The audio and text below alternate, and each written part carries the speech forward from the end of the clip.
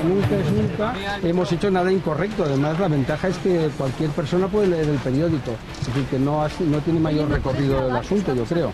Las conversaciones son con un consejero del periódico, que yo le tengo muchísimo cariño, y lo he dicho al fiscal y lo he dicho al juez, que yo volvería a decir exactamente lo mismo. Bueno, hay una palabra que pido perdón a Marisa, que la palabra zorra es muy incorrecta, y aprovecho la oportunidad que no estuve en mi mejor día más brillante.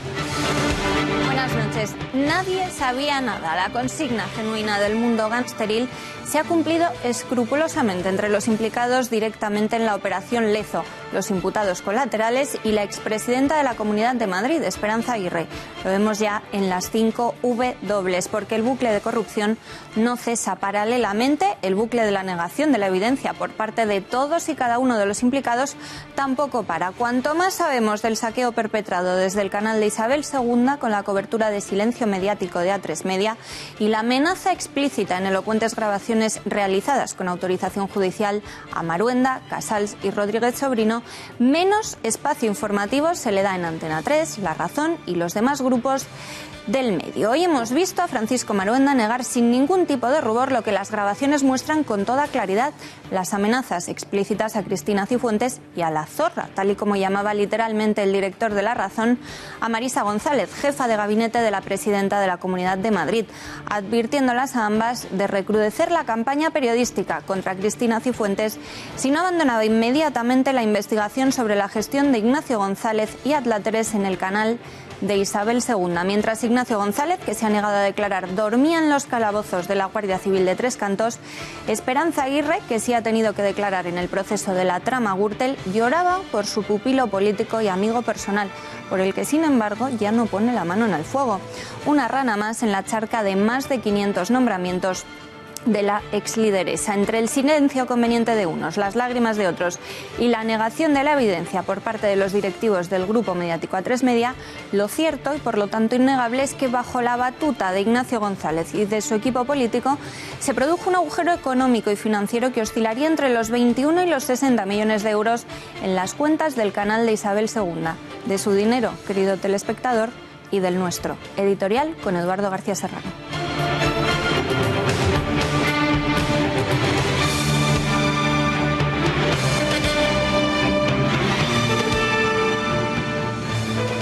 Buenas noches, María. Hay cosas que no se deben hacer. Si se hacen, no se deben contar. Y si se cuentan, se deben negar siempre. Una vez rota la omertá, la ley del silencio, que es a la mafia lo que la ley de la gravedad a la física, este es el código de conducta que observan todos los mafiosos sorprendidos infraganti y, por supuesto, con las manos en la masa de la presunción de inocencia, aunque ésta se convierta en la negación de la evidencia. Exactamente eso es lo que ha hecho hoy, al prestar declaración, el paje periodístico de Rajoy y su PP, Francisco Maruenda, director de La Razón y escribano de cámara del príncipe de las tinieblas, que es como en el propio Ménage à trois de la política, las finanzas y los grandes medios de comunicación, se llama Mauricio Casals, el todopoderoso jefe de A3 Media.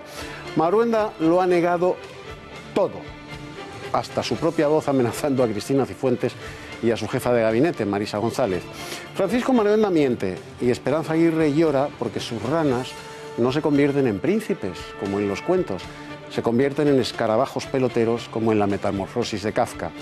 Menos cuentos que la Guardia Civil ya tiene las cuentas del canal de Isabel II y, colorín colorado, que al PP y a A3 Media el cuento de la honradez, la independencia y la veracidad periodística se les ha acabado.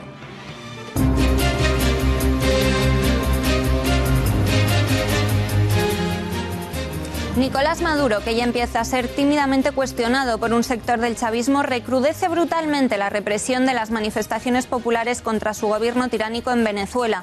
Hasta el momento han sido asesinados a tiros 3 manifestantes, sobre los que abren fuego indiscriminadamente la policía y los grupos paramilitares chavistas. Tras el visto bueno de la Cámara de los Comunes al adelanto electoral en Reino Unido, los reyes de España aplazan la visita oficial a la Gran Bretaña. No es descartable que el litigio sobre Gibraltar y su futuro tras el Brexit haya pesado en la decisión de la Casa Real y del Ministerio de Exteriores español de aplazar esta visita real. Tras los últimos vaticinios optimistas del FMI sobre el presente y el futuro de la economía española, el Gobierno eleva hasta el 2,7% la previsión de crecimiento que Luis de Guindos presentará en Bruselas. Y hoy, en nuestra sección Cita con la Historia, hablaremos con Fernando Paz, profesor, historiador y escritor del 80 aniversario del decreto de unificación que supuso la fusión de las dos fuerzas políticas más importantes del bando nacional durante la Guerra Civil, la Falange y el Requeté, del que surgió Falange Española Tradicionalista y de las Jons.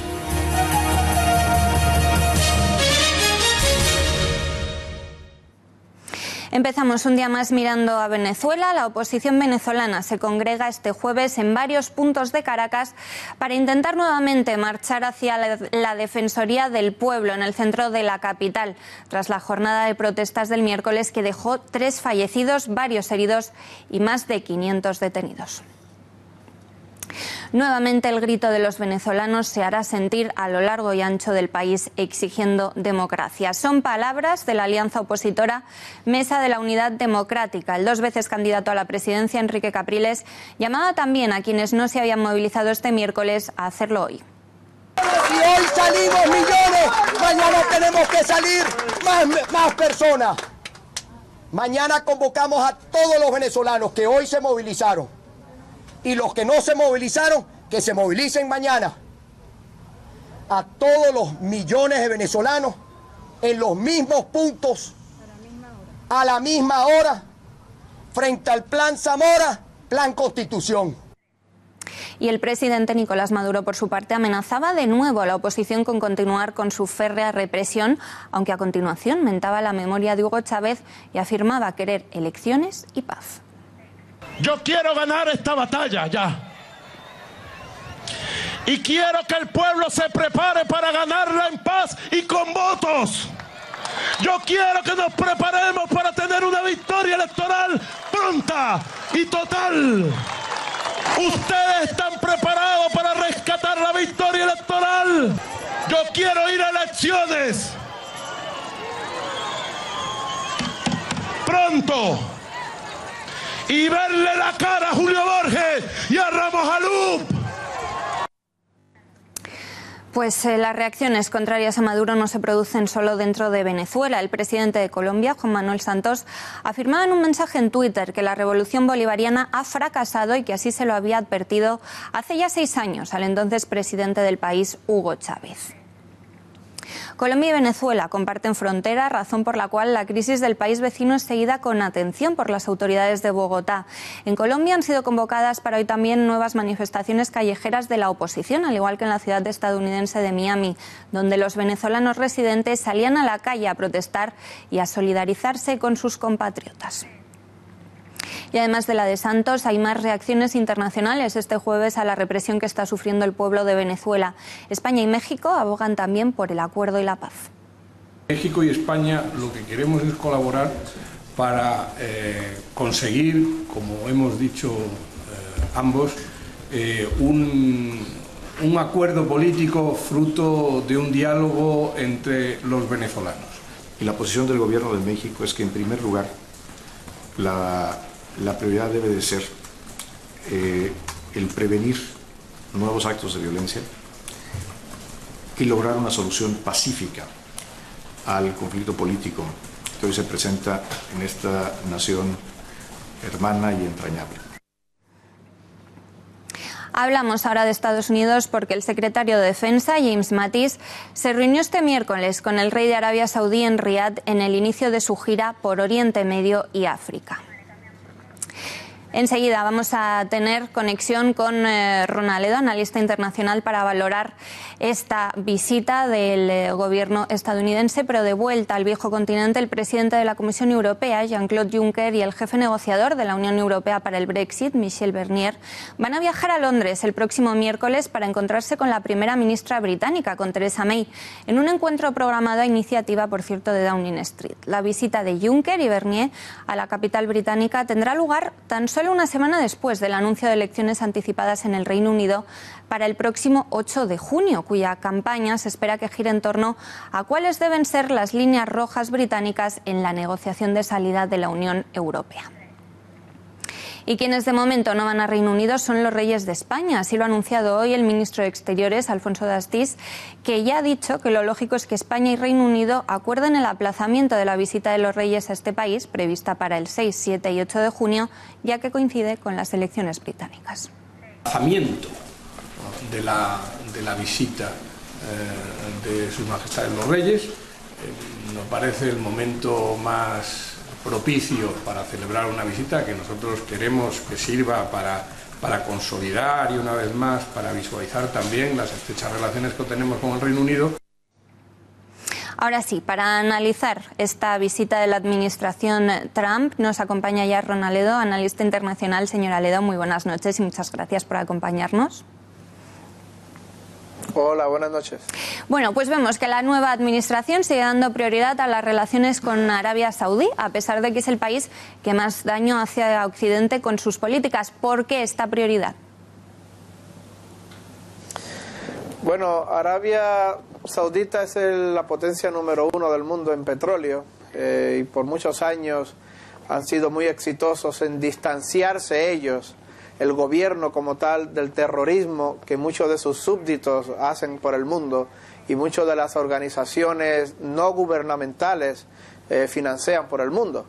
Entonces, pues Estados Unidos quiere hacer una distinción entre las personas saudíes que hacen el terrorismo, las organizaciones educativas y sociales que financian terrorismo y el gobierno que por lo menos supuestamente en teoría combate el terrorismo. Ya. Matis hablaba además incluso de relaciones de amistad. ¿No será esto quizá mal recibido por la población estadounidense que, por poner algún otro ejemplo, pues no veía recientemente con buenos ojos que se dieran pasos hacia una relación más cercana y más fluida con Rusia? Bueno, lo que tiene que dejar muy claro el gobierno de Estados Unidos, Trump, el general Mattis, todo el mundo, es que el acercamiento hacia Arabia Saudita es hacia el gobierno de Arabia Saudita, no precisamente hacia el montón de personas de Arabia Saudita, de organizaciones, de NGOs, como nosotros les llamamos, que financian terrorismo. Tiene que hacer la distinción muy clara para que no vaya a backfire, para que no vaya a dañar la imagen con el pueblo de Estados Unidos, que el acercamiento es con el gobierno, no con las organizaciones terroristas, no con las organizaciones que financian el terrorismo.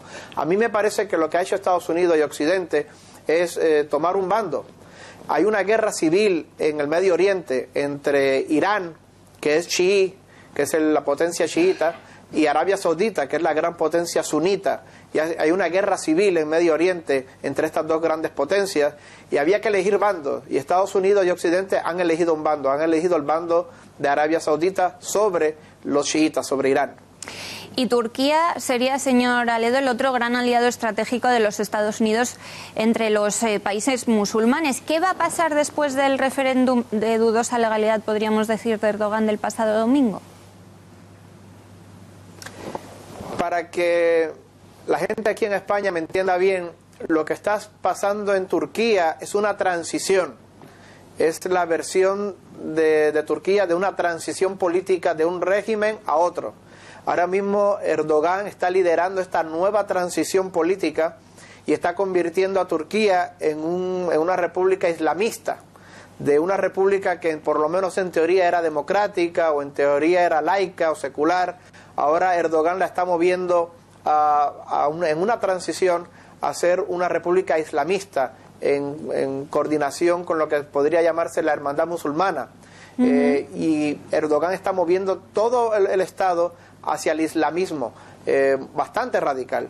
Y lo que está pasando es que Estados Unidos y Rusia están compitiendo por el favor de Turquía, que sigue siendo una gran potencia militar, un gran país con mucha influencia en el Oriente Medio y en Europa, que es quien tiene las puertas de los inmigrantes hacia la Unión Europea, y los dos están tratando, independientemente de esta transición que tiene Turquía, están tratando de ganar el favor, están tratando de mantenerse por lo menos, si no amigos, por lo menos no enemigos con Turquía. Ya, y sin embargo, a pesar de esto que nos explica, esta transición de Erdogan hacia un país mucho más islamizado, Donald Trump le ha felicitado por esa victoria en el referéndum, directamente el presidente de Estados Unidos. ¿Esto lo tenemos que entender como simples relaciones diplomáticas o qué lectura tenemos que hacer? Es la misma relación diplomática que tiene Estados Unidos con Arabia Saudita, o con Kuwait, o con Qatar, o con Dubái, o con Egipto, o con los otros 40 países musulmanes. Es una cuestión puramente diplomática que Estados Unidos tenga relaciones con países islamistas. Eso no es nada extraordinario, es lo común. Lo que sí es extraordinario es que tanto Rusia como Estados Unidos están compitiendo por el favor de Erdogan, están compitiendo por mantener unas relaciones amistosas, sin confrontación con Erdogan, porque necesitan a Turquía. Es un actor importante, geopolítico, militar, estratégico en el área, y ninguno de los dos, ni Trump ni Putin, quieren enemistarse con Erdogan ni con Turquía, independientemente de las políticas interiores de Turquía. Y en lo que nos afecta más a nosotros, mirando a Europa, las buenas relaciones de Estados Unidos con estos dos países, a nosotros aquí dentro de la Unión, ¿nos benefician, nos perjudican? ¿Qué va a pasar? Pues hay que tener influencia sobre Arabia Saudita. Arabia Saudita, como ya les dije, si bien el gobierno abiertamente no promueve el terrorismo, sí montones y montones de organizaciones saudíes, organizaciones culturales, educativas por todo el mundo, aquí en Europa, sí promueven el terrorismo, sí financian el terrorismo. O sea que mientras más haga Estados Unidos y Europa con el gobierno de Arabia Saudita para controlar estas organizaciones, para reducir la influencia de estas organizaciones que envían dinero, que promueven el terrorismo en Europa, mejor estará Europa. Y claro está, también Europa necesita de Turquía, puesto que Turquía es un jugador muy importante geopolítico. Ahora mismo Turquía es quien tiene las llaves de la puerta de los inmigrantes hacia Europa, y a Europa le interesa mucho contentar a Turquía, a Erdogan, para que él no abra estas puertas y no inunde con cientos de miles más de inmigrantes a Europa. Pues Ronald Ledo, muchísimas gracias y muy buenas noches. Muchas gracias.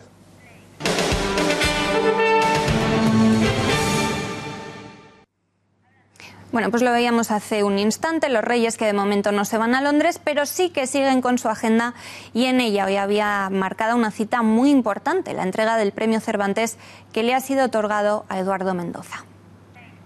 ¿Qué significa esto? Bueno, la pregunta es original, así que voy a dar una respuesta también muy original.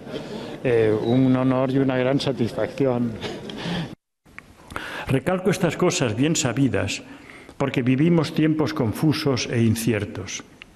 No me refiero a la política y a la economía, ahí los tiempos siempre son inciertos, porque somos una especie atolondrada y agresiva, y quizás sería mala si hubiera otra especie con la que nos pudiéramos comparar. En esa cita también estaba presente el ministro de Educación y Cultura, Íñigo Méndez de Vigo, que ha elogiado en su discurso la grandeza de la prosa de Mendoza. Parte de la grandeza de la prosa que hoy premiamos está en ese limbo en el que se mueven sus novelas, que hace imposible tomárselas totalmente en serio, pero todavía más imprudente sería tomárselas totalmente a broma. Por cierto, que el rey Felipe VI, además de referirse a la obra del galardonado, ha hecho una mención a la convivencia natural entre español y catalán.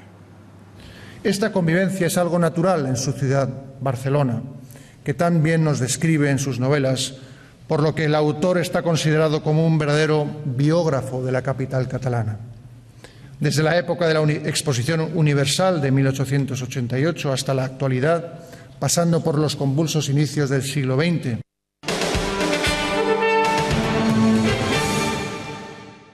Palabras del rey, las que escuchábamos hace unos instantes, que no parecen interesar en lo más mínimo a los independentistas catalanes. Y es que el Gobierno ha convocado para dentro de 9 días a todos sus cuadros para comenzar a encargarles las tareas relativas al referéndum ilegal con el que siguen adelante.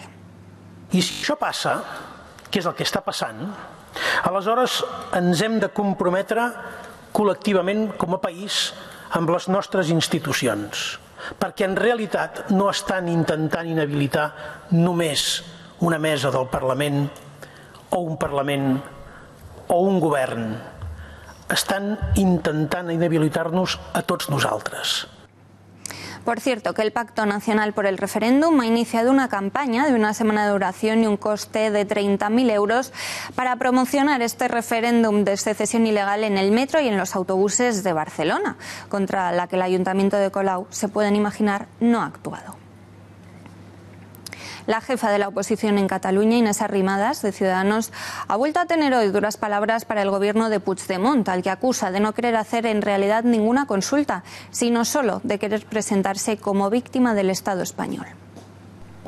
El govern no té cap tipus d'interès en fer-lo. El que vol és el victimisme de no em deixen fer-lo. Y muy en la línea de Arrimadas se ha mostrado un ex socio del partido de Puigdemont. El ex líder de Unió, José Antonio Duran i Lleida, cree que el referéndum no se va a poder celebrar y que Junts pel Sí busca a alguien a quien echar la culpa. Eduardo, ¿quién es la cabeza de turco si es que están buscando culpables? Eso es lo que veremos en breve, porque buscarla la están buscando, desde luego, no les queda más remedio. Desde que Duran y Lleida abandonó, para no volver, la habitación con vistas en la que vivía en el Palace de Madrid y desde cuyos ventanales contemplaba la balcanización de España, a la que él ha contribuido con tanto entusiasmo, el viejo catalanista fracasado ya no tiene nada que perder y por eso ahora, precisamente ahora, se atreve a decir todo lo que cuando vivía en el Palace como un mercader veneciano callaba para ver si pillaba. Dice ahora Duran, y es verdad a pesar de que lo diga él, que en la vieja coalición de su partido, que ahora se llama Junts pel Sí, si es que a estas horas no le han vuelto a cambiar el nombre, están todos muy ocupados buscando culpables para la no celebración del referéndum. Por mucho que saquen pecho, los aldeanos del separatismo catalán saben que no van a poder convocar otro referéndum ilegal porque se vive mejor jugando a romper España que separándose de ella. Se han metido ellos solitos en un cepo del que no saben salir. Si lo convocan ilegalmente y sale que sí a la independencia, ni podrán ni se atreverán a proclamarla. Si sale que no, se les acaba también el chollo de jugar a romper España, que tan rentable les resulta. La solución a su cóctel de irresponsabilidad y alta traición es buscar una cabeza de turco para echarle la culpa de la no celebración del referéndum. O como Gabinete Galigari, decirle a sus votantes que la culpa fue del cha-cha-cha. Gracias, Eduardo. Y el presidente de Ciudadanos, Albert Rivera, que sigue tratando de buscar un acuerdo de gobierno alternativo en Cataluña y tiende la mano, atención, a Pablo Iglesias, al que le pide que elija entre Constitución o independencia. Eso es un debate, creo que de Estado, que tenemos que tener. Yo estoy convencido que PSOE y PP, con sus discrepancias y con las nuestras, seremos capaces de llegar a un acuerdo de mínimos para generar un gobierno alternativo. Pero tengo la duda de que Podemos responder a esta pregunta, ¿no? ¿Qué va a hacer? ¿Va a escoger un gobierno separatista o va a escoger un gobierno constitucionalista, ¿no? El Partido Socialista y toda la clase política catalana rindieron homenaje este miércoles a la desaparecida Carme Chacón. Todos salvo Puigdemont, que prefirió ir a ver jugar al Barcelona. A esos efectos, al partido, a los compañeros, al gobierno socialista y a quien lo dirigía, a eso me gusta llamarlo lealtad. Era una persona extraordinariamente leal, Carme Chacón. Gràcies, Carme. Moltes gràcies. Esa era Carme Chacón, esa era mi ministra y para mí fue un lujo terminar mi carrera militar trabajando con ella. Carme Chacón, siempre a tus órdenes. Un homenaje, por cierto, en el que dos de los aspirantes a liderar el PSOE volvieron a escenificar sus diferencias. En esta ocasión fueron Susana Díaz, presidenta andaluza, y el exlendakari Patxi López, quienes fueron incapaces de saludarse dándose la mano. Una nueva muestra de la ruptura interna que sufre el Partido Socialista.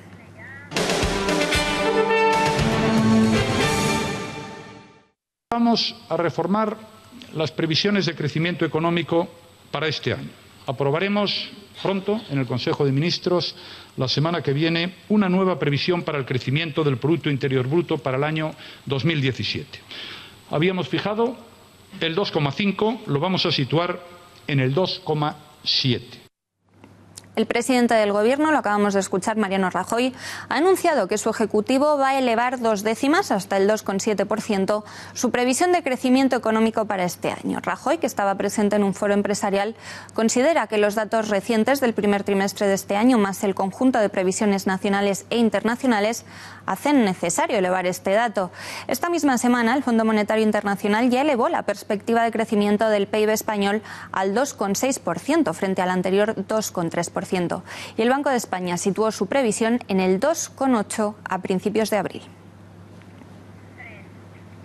Sin embargo, el retraso de otra iniciativa que depende del Gobierno, la aprobación de los presupuestos generales del Estado para 2017, ha provocado que se queden en el aire 59.000 plazas de funcionarios, que no serán cubiertas hasta que el Ejecutivo logre el apoyo parlamentario necesario, algo que previsiblemente va a suceder a finales de junio. A día de hoy permanecen bloqueados hasta 20.000 empleos entre los ayuntamientos y las diputaciones. Y la COE, la Confederación Española de Organizaciones Empresariales, ha pedido al Gobierno una mejor legislación en lo referente a fiscalidad. El presidente de la entidad, Joan Rosell, ha afirmado que con la propuesta salarial de la patronal, que fija una subida de entre el 1% y el 2,5%, se está dando un mensaje de esperanza. Puede y debe y lo hace intentar aumentar la competitividad empresarial. Desde nuestro punto de vista, el actual Gobierno debiera centrar sus esfuerzos en llevar a cabo una política económica que favorezca la competitividad empresarial, es decir, políticas que promuevan una fiscalidad favorable, que mejoren el entorno regulatorio. Y la ministra de Empleo, Fátima Báñez, ha avanzado hoy que desde 2012 y hasta este mes de abril han aflorado en España 430.773 empleos de la economía sumergida gracias al plan de lucha contra el fraude, que ya habría ahorrado al sistema 18.237 millones de euros. Báñez también ha informado de que el plan de lucha contra el fraude laboral ha convertido 265.700 contratos indebidamente temporales en indefinidos. A punto de alcanzar las 9 de la noche, repasamos ya los temas que abordamos a continuación.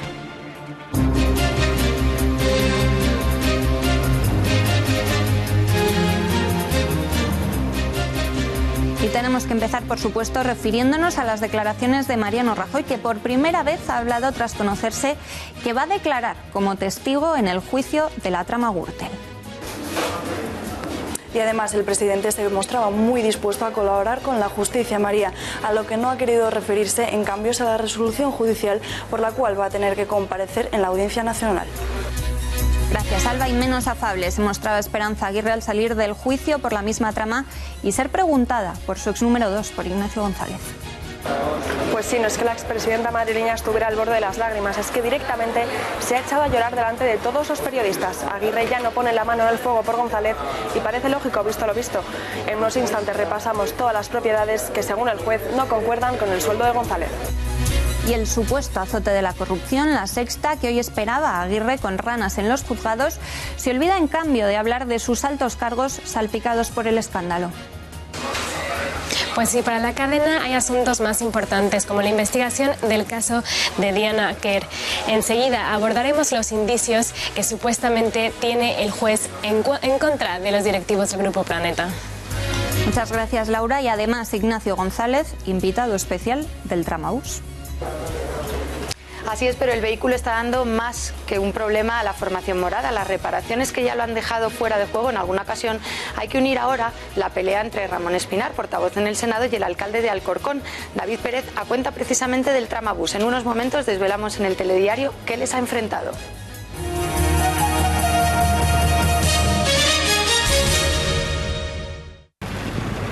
Presidente, por favor.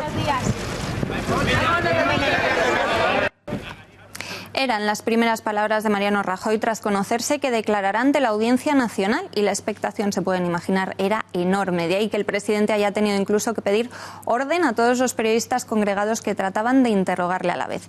Mostrándose afable y sonriente, Rajoy afirmaba que colaborará con la justicia, aunque aún no sabe de qué manera va a declarar. Menos positivos están en el PSOE. El portavoz en el Congreso, Antonio Hernando, ha vuelto a arremeter hoy contra el PP por la corrupción. El presidente del Gobierno va a venir a comparecer a la comisión de investigación y, además, antes de lo previsto seguramente. Va a ir a comparecer al juzgado, entre otras cosas a petición del Partido Socialista que está personado en esa causa. Se han producido gravísimos hechos en las últimas 72 horas, diría, que lo que ponen de manifiesto es la auténtica aluminosis por corrupción que afecta al edificio del Partido Popular. Y eso que Rajoy, como decimos, se muestra absolutamente abierto a colaborar con la justicia.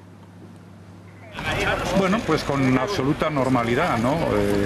Yo llevo diciendo durante mucho tiempo que cumplir la ley y hacer caso de las resoluciones de los tribunales es algo obligado para todos. Me digan los tribunales, estaré a lo que me diga el tribunal. Yo no voy a comentar las resoluciones de ningún tribunal, me parezcan razonables o no, no lo he hecho nunca.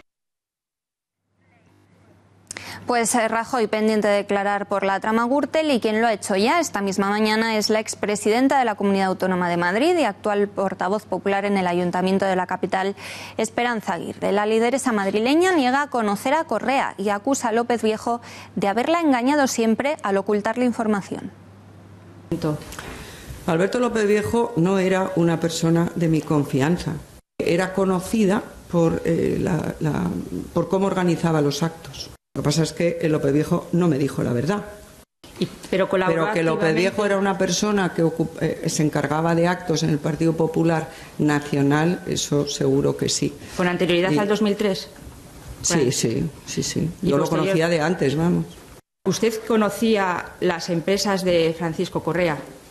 Yo no sabía quién era el señor Correa, ni mucho menos si tenía o no tenía empresas. ¿Usted Sí, perdone. ¿No le conocía de actos del partido, de organizar algún acto, campaña? No. Al terminar su declaración, Aguirre ha hablado ante los periodistas presentes en la audiencia, que querían preguntarle sobre todo por otro caso de corrupción relativo a su formación, el supuesto saqueo al canal de Isabel II bajo el mandato de su ex número 2, Ignacio González. Aguirre rompía a llorar y volvía a afirmar su inocencia, no así la de Ignacio González, que tanto había defendido siempre. Yo quiero dejar muy claro que mientras yo fui presidenta de la Comunidad de Madrid, lo cual sucedió hasta el 17 de septiembre del 2012, nunca quise que ni el canal de Isabel II ni el Metro de Madrid estuvieran en ninguna de los concursos, adjudicaciones o contratos en el extranjero. Si es culpable, para mí, que he puesto mi confianza en él durante tantísimos años, es un palo verdaderamente muy relevante. Y las novedades en este caso hoy las encontramos básicamente en los registros que se han producido. Desde primera hora de la mañana, cuando la UCO empezaba a buscar documentación relevante en la constructora OHL, pasando por PricewaterhouseCoopers, Saerco e Indra. Antes, en plena noche, se había llevado a cabo el registro del despacho de Ignacio González, que ha durado 5 horas. González sigue detenido en dependencias de la Guardia Civil de Tres Cantos y se ha negado a declarar. Xavier Orcajo, buenas noches. Además del despacho de González, ¿por qué se han registrado estas 4 empresas en concreto?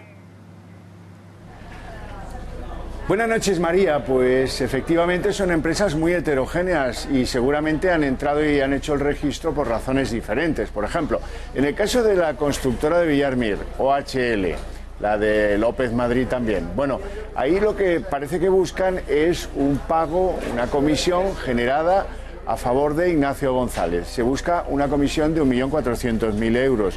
Sin embargo, hay otras empresas distintas y quizás los motivos sean de entrada y registro diferentes. Por ejemplo, en Pricewaterhouse, pues tendría que ver con las auditorías del canal de Isabel II y con los datos que en su día el auditor apreció en esos trabajos, en esa compañía.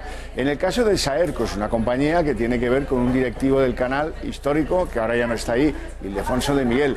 Y en el caso de la última de ellas, Indra, y yo creo que en Indra pueden haber sido también comisiones por algún contrato que alguien pudiera haber favorecido para la consultora Indra. En fin, esperar y ver, porque todo esto son indicios y suposiciones. Gracias, Javier. Muy buenas noches. Y según OK Diario, al ser detenido, Ignacio González se mostró muy sorprendido, pero en todo momento muy cortés con los agentes, excepto en un instante concreto, cuando entre dientes habría exclamado: esta hija de puta y este marrón no me lo voy a comer yo solo. El juez parece ser que habría ordenado su detención por presuntamente haber cobrado comisiones ilegales del canal de Isabel II. Eduardo, ¿quién es, perdóname la expresión, la hija de puta? Pues me parece que está clarísimo, ¿no? Ahora lo explicamos, María. Cuando la Guardia Civil le detiene, Ignacio González invoca a la madre de Cristina Cifuentes. Inmediatamente después de que la benemérita le invitase a acompañarles, lo cual supone el reconocimiento explícito por su parte de que las escotillas de las aguas fecales del canal de Isabel II las ha abierto Cristina Cifuentes para limpiar los depósitos contaminados por Ignacio González.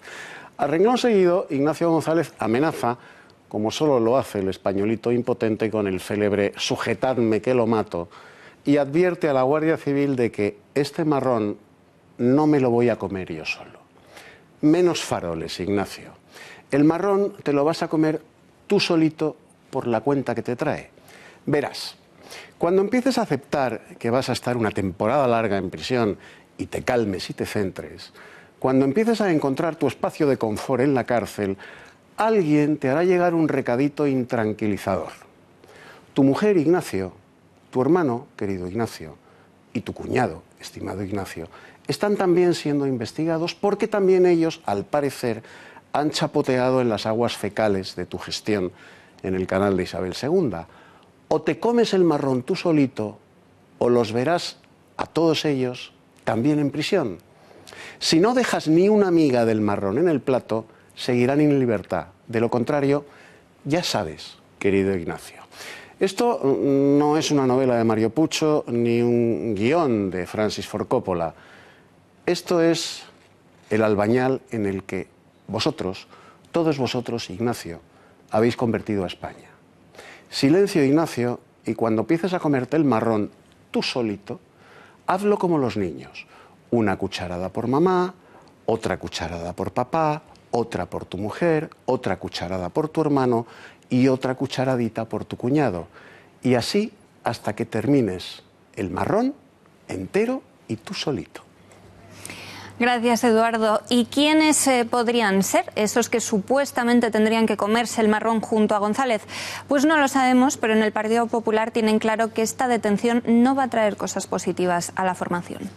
Podremos saber cuál es la deriva de este asunto, pero evidentemente, en fin, el hecho de que se le detenga en una operación tan complicada y tan compleja, pues no aventura cosas muy positivas, la verdad.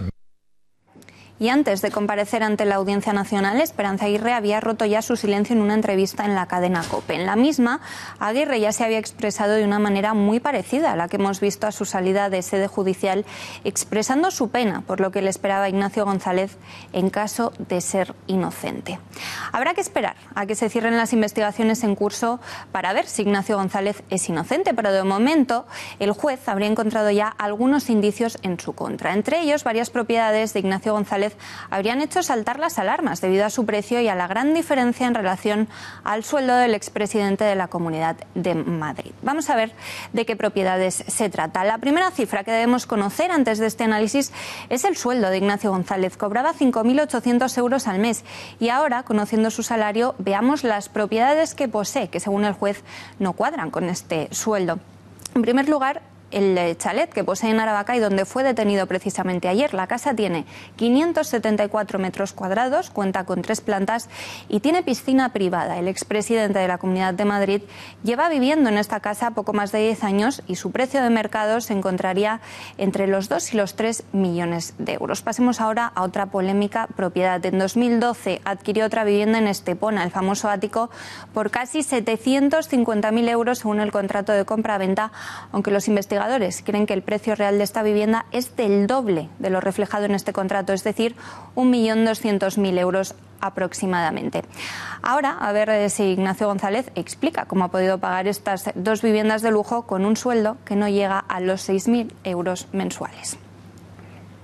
Mientras investiga a González y a las propiedades que posee, así como a las empresas de su mujer, que por cierto de momento sigue en libertad, otros de sus más cercanos familiares siguen con su rutina diaria. Isabel González, hermana del detenido y portavoz adjunta del Grupo Popular en la Asamblea de Madrid, ha pedido respeto para su familia. Entre los detenidos también están un cuñado y otro de sus hermanos. El miércoles la UCO también irrumpía, hay que recordar, en la sede de Mercasa en Madrid para detener al hermano de Ignacio González, a Pablo, que es directivo de esta empresa pública. Y no es este el único motivo por el que la tensión ha estado presente hoy en el Pleno de la Asamblea de Madrid. Ignacio Aguado, portavoz de Ciudadanos, le afeaba a Cristina Cifuentes, que ha sido la encargada de destapar esta red en el canal, que siguiera en su cargo después de que un expresidente de su partido fuera considerado el líder de una organización criminal. Cifuentes, por su parte, le recordaba algunos casos de corrupción ocurridos en el seno de la formación naranja y se mostraba muy dolida por unas palabras que considera perjudican al propio Aguado. Señora Cifuentes, usted decía que se siente orgullosa del Partido Popular. ¿Es de esto de lo que se siente orgullosa? ¿Sentiría vergüenza? Y utiliza nuevamente la doble vara de medir de su partido, porque ustedes son muy exigentes con el Partido Popular, pero al Partido Socialista le ponen la alfombra roja. Al Partido Popular le exigen dimisiones cuando hay imputación por corrupción, pero si se trata del Partido Socialista entonces lo dejan correr, esperando a ver si se levanta la imputación, como han hecho con un consejero socialista en Andalucía y con el alcalde socialista de Granada. Mire, señoría, lamentablemente ustedes son beligerantes con quienes luchamos contra la corrupción y sumisos con quien no lo hace. Muchas gracias. Y ayer desde Podemos manifestaban la intención de llegar a una moción de censura en la Comunidad de Madrid. Ciudadanos les respondía que desde la formación naranja no respaldarán esta iniciativa, pero sin embargo el líder de Podemos, Pablo Iglesias, ha asegurado que su partido va a seguir adelante con sus planes de búsqueda de apoyos en otras formaciones, al mismo tiempo que calificaba de vergonzosa la actuación de Ciudadanos.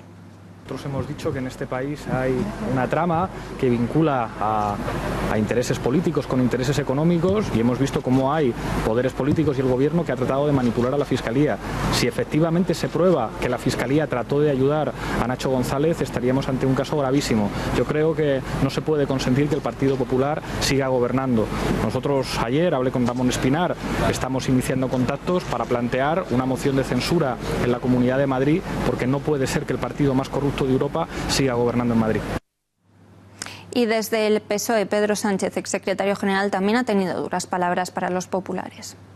Además, todos los casos de corrupción que estamos viendo por enésima vez del Partido Popular lo que demuestran es que el no a Rajoy y el sí a un cambio político en España era hoy y era entonces y hoy más necesario que nunca, ¿no? El regenerar la vida democrática en nuestro país, el transformar también la vida política, económica y social de nuestro país.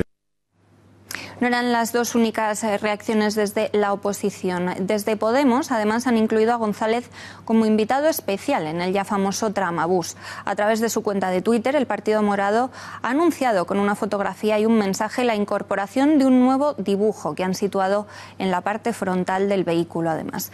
Bienvenido, Ignacio, te hemos hecho un hueco. Es el lema que acompaña el dibujo del expresidente de la Comunidad Autónoma de Madrid en el autobús. Y tenemos que hablar también de la vertiente periodística del caso del Canal, porque el periódico El Español habría tenido acceso a las grabaciones del director de La Razón sobre las supuestas coacciones a la presidenta de la Comunidad de Madrid, Cristina Cifuentes. Según el medio, en una de ellas, Maruenda llega a afirmar que se han inventado una cosa muy buena para darle una leche a Cifuentes. Este jueves, tanto el periodista como el directivo de Planeta, Mauricio Casals, tenían que declarar en la Audiencia Nacional. Antes, Maruenda desmentía las informaciones a través de su cuenta de Twitter. Ya en sede judicial, Casals se negaba a responder a ninguna pregunta de los periodistas y les emplazaba a esperar a Maruenda, que era, decía, quien iba a realizar declaraciones. Y exactamente así ha sido. El director de La Razón lo niega todo y afirma que los comentarios sobre supuestas amenazas eran una forma de hablar a un amigo desesperado. Nunca hemos hecho nada incorrecto. Además, la ventaja es que cualquier persona puede leer el periódico.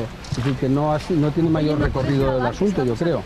Las conversaciones son con un consejero del periódico, que yo le tengo muchísimo cariño, y lo he dicho al fiscal y lo he dicho al juez, que yo volvería a decir exactamente lo mismo. Bueno, hay una palabra que pido perdón a Marisa, que la palabra zorra es muy incorrecta, y aprovecho la oportunidad no estuve en mi mejor día más brillante, ¿no? Y no porque fuera mujer, que conste, yo solo tengo hijas, sino que fue un comentario pues coloquial desafortunado. Pero vamos, yo creo que además la propia presidenta de la comunidad podría decir que en mi vida la he presionado, que en mi vida he intentado influir sobre un procedimiento judicial, es que para nada, vamos, para nada. Pues esto es lo que decía hoy Francisco Maruenda, pero parece ser que el juez tiene varias conversaciones grabadas. Salva Vila, buenas noches. ¿Qué se dicen ellas? Muy buenas noches, María. Pues veamos, como dices, qué dicen en esa veintena de conversaciones telefónicas que maneja el juez Eloy Velasco. Según fuentes cercanas al caso, en estas grabaciones, tanto Maruenda como Casals amenazaron a la presidenta de la Comunidad de Madrid, Cristina Cifuentes, con publicar informaciones falsas sobre ella si seguía insistiendo en denunciar las operaciones del canal. Pero no solo esto, sino que el director de La Razón no se quedaba corto insultando a la dirigente popular. Casals también mostraba su apoyo a Rodríguez Sobrino. Incluso afirma que ha hablado con Maruenda para decirle que su duración en el cargo como director del periódico depende de las presiones ejercidas sobre Cifuentes. Este último también aparece en otra de las grabaciones asegurando a Rodríguez Sobrino que ha mantenido una conversación con la jefa del gobierno madrileño para que no lo toque porque es, dice, otro soldado de La Razón.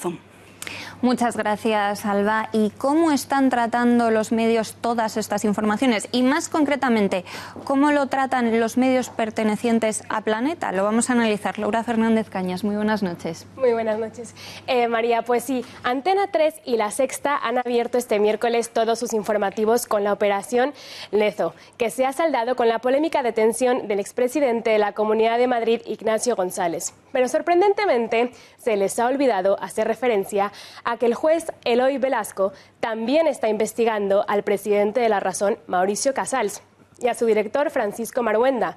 Recordemos que La Razón pertenece al mismo grupo que ambos canales y que entre los detenidos está Edmundo Rodríguez Sobrino, consejero delegado de la editora La Razón. Convenientemente, tampoco han hecho mención a la declaración en calidad de testigo de José Crehueras, presidente del Grupo Planeta y principal accionista de A3 Media.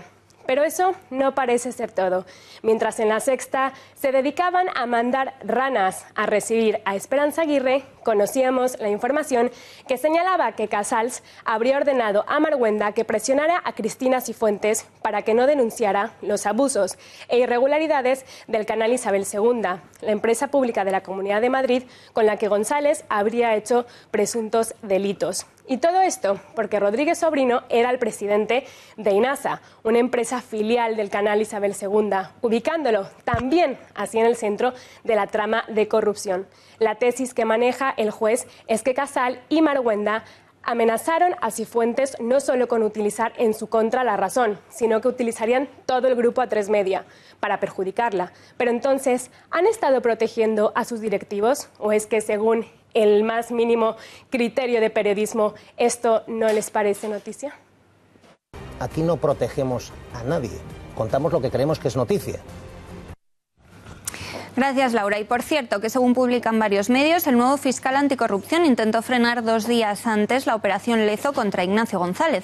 Los encargados del caso habrían convocado una junta de fiscales para mostrar su discrepancia y ante el apoyo prácticamente unánime del resto de sus compañeros, Manuel Moix no habría tenido más remedio que cambiar de criterio.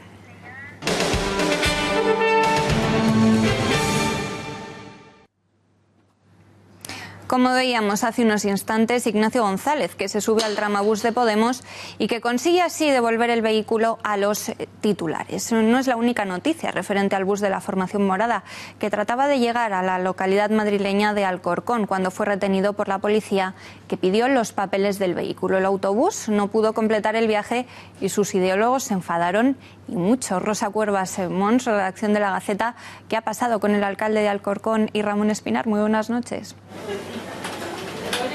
Buenas noches, María. Pues ha pasado que el portavoz de Podemos en el Senado, Ramón Espinar, se ha encontrado con el humor del alcalde de Alcorcón en una batalla en Twitter que ha acabado con derrota para el de Morado. Ramón Espinar se enfadaba porque la policía había detenido, como explicabas, el tramabús de Podemos y escribía en su red social: muchas gracias a David Pérez por parar el tramabús y seguir haciendo campaña a Jesús Santos, que es el candidato de Podemos en Alcorcón, para que sea alcalde. David Pérez no dudaba en responder a las acusaciones y lo hacía con un golpe duro hacia el de Podemos. Ramón, la próxima vez nos avisas para que preparemos unas mariscadas y unas Coca-Colas o algo. Este mensaje va dirigido a quien fue pillado no con una, sino con 2 Coca-Colas después de haber pedido el boicot a la bebida y que poco después, y al grito de marisco baratísimo, exhibía en las redes sociales la mariscada que se estaba tomando, pues como cualquier obrero, a esos a los que dice representar. Ramón Espinar. Enseguida recuperaremos esa conexión con Rosa Cuervas Mons. Vamos ya a cita con la historia. Ah, no, Fernando, hola, que vamos ya a cita con la historia. Sí, se cumplen 80 años del decreto por el que se unificaban todas las fuerzas políticas de la España nacional en un solo partido. Nacía la Falange Española Tradicionalista de las Jons. Espero haberlo dicho bien para que no me pase como al chico que habló hace poco con José Javier Esparza y le habló de las Jons. No me gustaría salir en los tapiz. Es un hecho muy importante, sin duda, en la historia reciente de España, ¿no? Hombre, indudablemente, porque es la constitución del partido que sería partido único o único partido, que de eso también podríamos hablar, durante casi 40 años en España, lógicamente, bueno, durante 40 años en España. Así que, lógicamente, es un hecho político, su nacimiento de primera magnitud, obviamente, sí. Sin embargo, es un hecho que se estudia poco actualmente en los colegios. ¿Exactamente en qué consistió? Pues es la unificación, el decreto de unificación es el decreto que crea una nueva fuerza política a partir de las fuerzas políticas existentes, que básicamente en la España nacional eran las dos más dinámicas, juveniles y militantes, eran la Falange Española de las Jons y la Comunión Tradicionalista. Entonces se crea, digamos, una estructura política que socapa de unificar a las dos. En realidad lo que hace es crear una estructura novedosa para integrar bajo ese paraguas a todas las fuerzas conservadoras y de derecha de la España nacional, muchas de las cuales, con excepción de Falange y la Comunión Tradicionalista, estaban desacreditadas por su labor durante la Segunda República, por lo menos a los ojos de los militares. En consecuencia, estas dos fuerzas, Falange y la Comunión Tradicionalista, hicieron o prestaron su nombre, para decir así, y algo más también, ¿no? Pero fundamentalmente su nombre para cobijar bajo ese paraguas, como digo, a todas las fuerzas del bando nacional, a todas las fuerzas políticas del bando nacional. O sea, si te estoy entendiendo bien, venían a ser un poco lo mismo, ¿no? Era bastante necesaria esa unificación al final. Bueno, había muchas diferencias políticas entre la Falange y los carlistas, por ejemplo, había muchísimas diferencias, ¿no? En cuanto a si era necesaria la unificación desde el momento en que en el bando nacional todos tenían como objetivo prioritario ganar la guerra, mientras que en el bando nacional todos supeditaron, digamos, sus intereses particulares al objetivo común de ganar la guerra. En el bando enemigo lo que sucedía era justamente lo contrario, que todos o casi todos antepusieron sus intereses particulares, sus intereses de partido, sus proyectos ideológicos propios a la necesidad de ganar la guerra. Y este fue una de las razones fundamentales por cómo terminó la guerra, para entender cómo terminó la guerra. En un lado hubo unión y deposición de los intereses personales ante el objetivo común, y en el otro lado hubo todo lo contrario. Así que desde ese punto de vista fue muy importante para ganar la guerra, posiblemente sí. O sea que se trataba de crear un partido único, como en el fascismo, podríamos decir. Se trataba de crear un partido único. Al principio hubo unas ciertas indudales concomitancias con el fascismo y admiración hacia el fascismo italiano. Pero yo, más que de crear un partido único, diría que se creó un único partido. Porque el partido único tiene esas, digamos, semejanzas con la idea del totalitarismo, ¿no?, del fascismo. Y no era el caso de lo que sucedió en España. En España la Falange no fue un partido ni propiamente fascista por su raíz cristiana, ni desempeñó tampoco exactamente el papel del fascismo. En el fascismo, digamos que el partido es el que da las órdenes y el Estado es el que las obedece, es el instrumento. En el caso de Falange es bastante evidente que no fue así, que más bien la Falange fue el instrumento de las decisiones políticas que se adoptaban.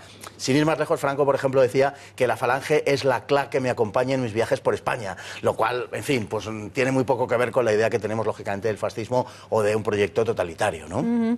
Hablabas de proyecto totalitario, decías también totalitarismo hace un momento, porque el régimen, pues lo era también. El régimen de Franco, dices. No, el franquismo fue un régimen autoritario, no fue un régimen totalitario en absoluto, ¿no? Es de una naturaleza absolutamente, completamente distinta. El régimen franquista era un régimen cuya pretensión era casi desideológica, podríamos decir, y tenía una pretensión de despolitizar y desmovilizar a la sociedad española. La Falange, por ejemplo, era todo lo contrario. La Falange aportaba un dinamismo juvenil y un corpus doctrinal que impulsaba todo lo contrario. En realidad, tanto el régimen franquista como que era un régimen autoritario, autoritario, no totalitario, como por ejemplo el régimen rumano, húngaro o incluso el de la Francia de Vichy, fueron regímenes autoritarios y fueron los valladares más eficaces para que no triunfaran los partidos, digamos, fascistas o semejantes. El autoritarismo fue mucho más eficaz en detener el ascenso del fascismo de lo que lo fueron las democracias. Donde triunfó el fascismo fue en regímenes democráticos, no en regímenes autoritarios. Y como en todas las unificaciones, no todo el mundo se quedó contento, claro, porque muchos falangistas y muchos requetés, lo he dicho bien, negaban que ese partido hubiera sido o verdaderamente falangista o verdaderamente tradicionalista, ¿no? Pues indudablemente. La verdad es que el proyecto que salió de la unificación no fue ni propiamente tradicionalista ni propiamente falangista. Se corresponde mejor con lo que representó Calvo Sotelo durante la Segunda República, un proyecto conservador, inclinado a la derecha, de caracteres genéricamente monárquicos, ¿no? El carlismo dejó de pintar en los años 50, ¿no? En la España de los años 50, a partir de ahí dejó de tener una presencia importante en la vida política española, y el falangismo, pues yo creo que con buena lógica puede pensar que el régimen de Franco no ejecutó muchas de sus líneas principales. De hecho, cuando se decreta la unificación hay unas ciertas resistencias. Por un lado, en el mundo del carlismo tradicionalista, donde no se identifican con el proyecto político y no les gusta además estar dentro de un partido llamado falangista, y además por su contenido también.